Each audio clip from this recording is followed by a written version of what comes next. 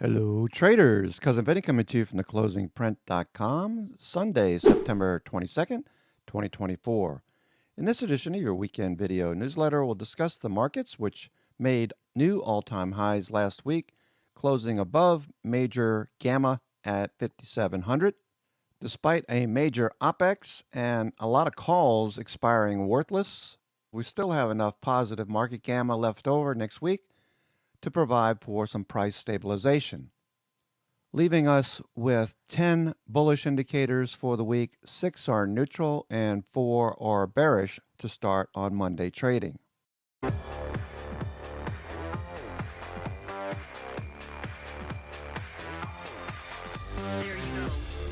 S&P starts out the week on a bearish bias for Monday, right at the 5,700 pin, with 5,750 call wall overhead and 5650 to 5625 as support.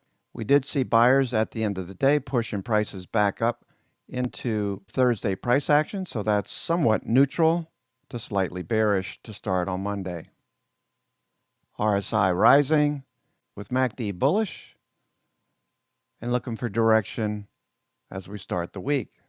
If we remove the weight of the top 15 big cap tech names, we can see that the S&P equal weight index in the upper half of its Bollinger Bands with an inside day, and buyers picking up shares at the low of the day, pushing prices back up into the upper half of the daily range. At the same time, breadth did deteriorate somewhat. That's one of those neutral to slightly bearish indicators for the week.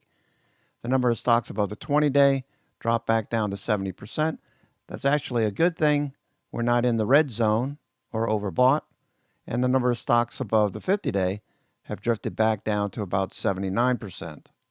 Overall, the indices did lose a few stocks to selling, with the S&P 500 in the top panel, mid caps, small caps, and NASDAQ in the lower panel showing selling. We had 1,127 stocks moving lower, with only 300 stocks moving higher on Friday's close. At the same time, the New York FANG index did see an inside day as well. Buyers at the low of the day. We still have a slightly bearish to neutral bias going into Monday trading. So we'll keep these 10 stocks in focus as we start the trading week. With respect to small caps, we have overhead resistance. We did pull back a little bit on Friday, but the weekly time frame, with the possibility of retesting these highs back in 2021 at 235.46. So we'll be watching for small caps to continue higher as rates move lower. It helps these small cap stocks that borrow at higher interest rates. Looking at the New York Stock Exchange, 2,000 stocks on the composite. Looking at it for direction, we can see that the McClellan volume oscillator is still bullish and pointing higher for now. It's not near the red zone, giving us a neutral to bullish look going into the week, with the same scenario setting up on the new highs, new lows, subtracting new lows from new highs. We're above the zero line, although we did pull back a little bit.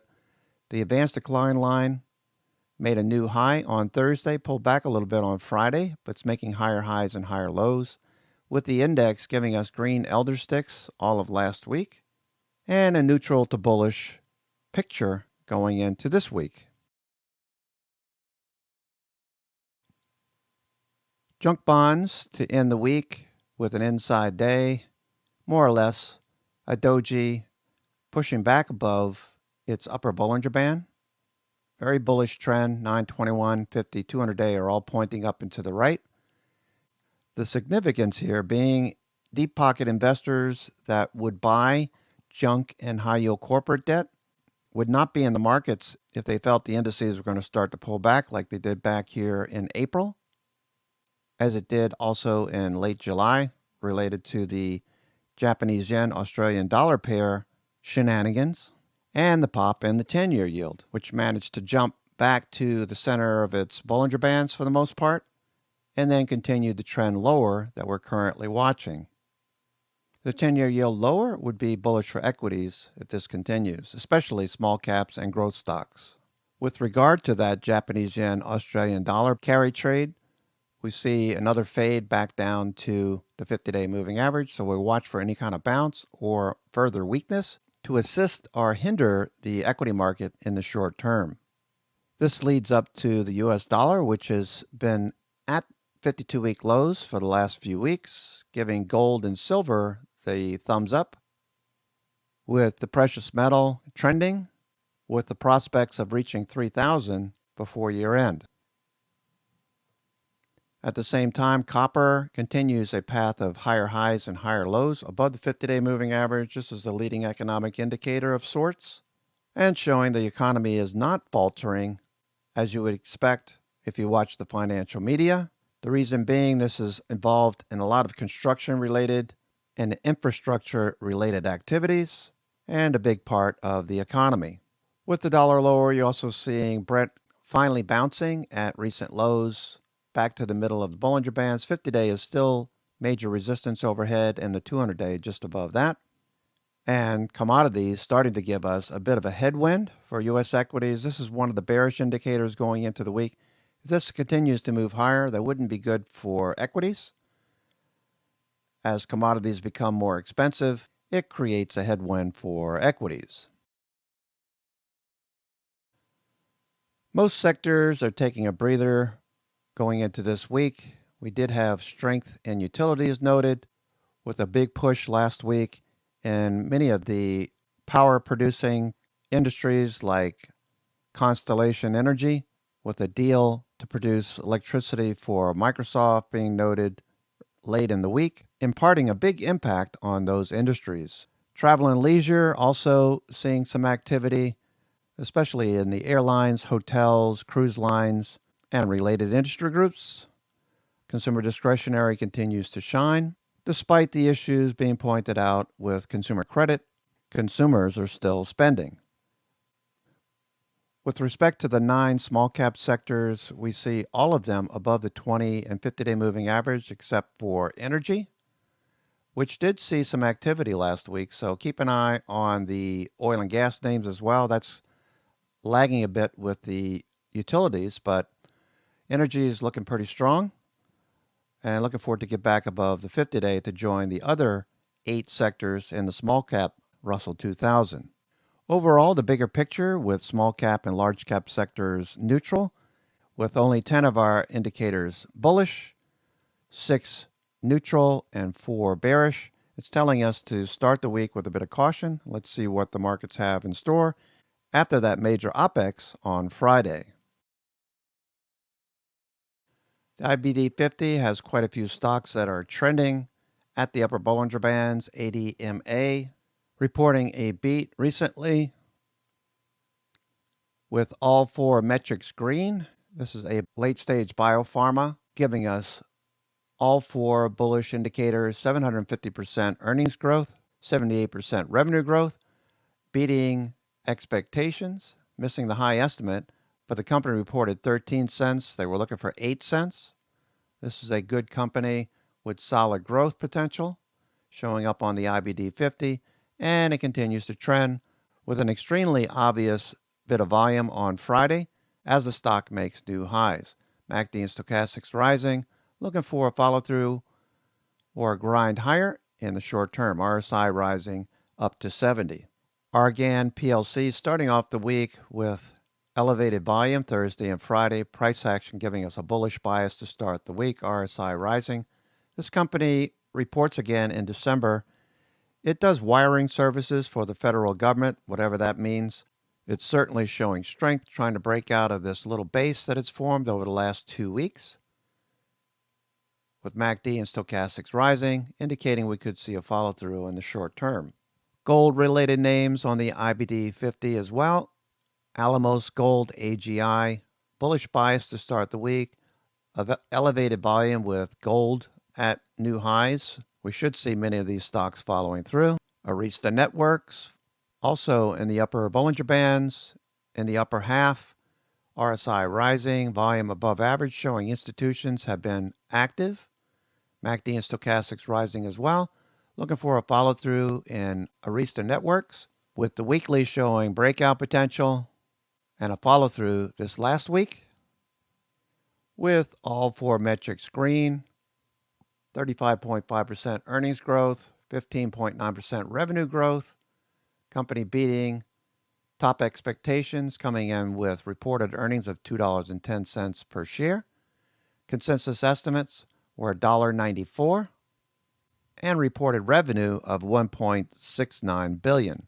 That said, we have traded Arista Networks in the past. It's a supplier of cloud networking solutions. And as you might expect with AI and all the infrastructure spending by the big tech names, it'll probably keep Arista Networks in business for quite a while as we build out cloud networking solutions into the future. ARM Holdings making higher highs and higher lows. I'm looking for this one to pretty much hang out in this area. I might sell some iron condors, maybe something like 170, 175 overhead, and something below the 200-day, 115, 110, something like that on the downside for premium as we wait for ARM to continue or to just consolidate in the short term. Axon Enterprises with a bullish bias going into Monday, closing above Thursday's high with a pretty solid looking candle on above average volume. Watch for this one to continue if institutions remain persistent and acquire shares at this level, with Axon breaking out of that little consolidation last week. HVAC companies like Comfort Systems, FIX, continue to break higher, along with Doximity, which continues. Last week, we had this on the watch list looking for a follow-through, exceeding our targets for the week as it continues to trend. Notice RSI muscle telling you the strength of trend is persistent. Volume shows that institutions have been acquiring shares, with the company reporting again in November. All four metrics are green. Nice earnings growth, 55%. Revenue growth, 16.8%. On 28 cents per share in earnings, beating estimates by 6 cents last time it reported in August, a leading digital platform for U.S. medical professionals. Duolingo continues to ramp higher. Volume shows institutions. RSI muscle shows strength of trend. Looking for Duolingo to flag at some point and potentially move higher into year end. MCOR, mentioned last week, continues to follow through as well with its exposure to the construction and HVAC services, as we noted with copper moving higher last week, indicating lots of business with rates moving lower, companies financing projects, and looking forward to the future, despite what the financial media are saying. Heiko Corporation, aerospace and defense, trending, continues to move higher. You can see volume shows institutions have been acquiring shares for weeks and months, with the stock in a nice bullish trend, 921.50, 200-day up and to the right. The same can be said for Howmet Aerospace, beating estimates last time around. Nice earnings growth, 52%. Military industrial complex, always looking for a war somewhere. Advanced Engineering Solutions, Aerospace, and Transportation Industries. Interactive Brokers continues to move higher. Remember, we noted Charles Schwab talking about customers' accounts growing. IBKR, we got a bullish bias to start the week. Looking for those broker-dealers to continue. With RSI rising, volume showing institutions have been picking up shares as well. Make My Trip grinding higher. Just note that many of the cruise lines like Royal Caribbean, Norwegian Cruise Lines, and Carnival were hot to trot last week. Volume showing institutions have been picking up shares. Stochastics and MACD showing strength. RSI trend persistent. Watch for these stocks to continue as we await NVIDIA in the center of its Bollinger Bands. Note the Bollinger Bands are coming together, so my guess is that we're going to consolidate here for a while. We have to wait until options set up, wait for Money Magic's updates to get an idea of where we could see the range in price action. We might want to sell some iron condors or put credit spreads or call credit spreads if this consolidates and just moves sideways in the short term instead. Bollinger Bands are telling us that price could stay in this range in the short term. And if you're trading any of these New York FANG index names like NVIDIA, Meta, or Microsoft, any of these, look for this index to support your thesis, bullish or bearish. Right now we have an inside day with buyers at the low of the day on Friday, but not able to get back above Thursday's high. Thursday was a pretty decent day, telling you that institutions were buyers. So I don't think they buy for one day and then forget about the stock. So look for a follow through here. RSI is still above 50. The same goes for Tesla. Inside day, but the trend is up. 921 have crossed up through the 50-day moving average. So if Tesla can hold on to the upper half of these Bollinger Bands, we do note that the upper band is moving away from the 20-day. The lower Bollinger Band has turned up. So that's telling me there's a possibility of a grind higher. RSI is still above 50. But Bollinger Bands aren't coming together, so they're not telling you consolidation just yet. So look for a follow-through this week for Money Magic updates to give us an idea where our ceiling and floor are in the short term. Okay, traders, that's going to do it for me. This is Cousin Vinny coming to you for theclosingprint.com, Sunday, the 22nd of September, 2024. Make sure you check out the names down below. I reviewed quite a few that look like they could follow through, that have bullish bias written all over them to start trading on Monday. Also, check out the blue dot scan. There's a few names there that look like they could follow through. Looking for a breakout with at least 30 days left before they report earnings again. As we start the week with 5,700 support on the S&P 500.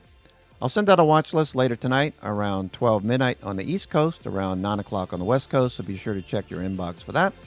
Otherwise, enjoy the rest of your weekend, what's left of it. Take care, and we'll see you in the morning. Ciao.